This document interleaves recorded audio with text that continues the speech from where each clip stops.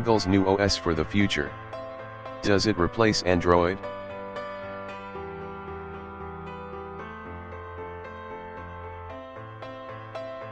Google's new operating system. A new operating system called Fuchsia is currently being developed by Google. It is targeted to work on a wide variety of devices like laptop, PCs, tablets, and smartphones. Fuchsia is based on a new kernel called Zircon and not on Linux kernels. Android's major issue is fragmentation, and it will be taken care in Fuchsia.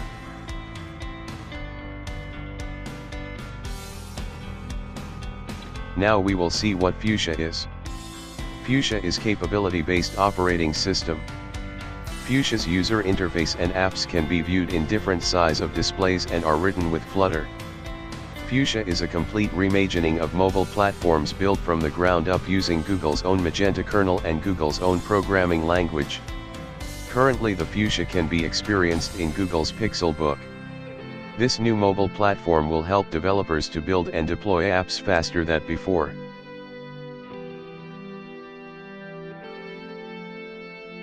What is Flutter? And how it is used? It is a software development kit allowing cross-platform development abilities for Fuchsia. It interfaces with platform-specific SDKs such as those provided by Android and iOS. Flutter's engine is written primarily in C++, provides low-level rendering support using Google's Skia graphics library. Google highlights few advantages of using Flutter. They are easy to develop apps with new features, reactive framework, rich UI widgets and integrated tooling. There are preload widgets for material design and Cupertino design languages too.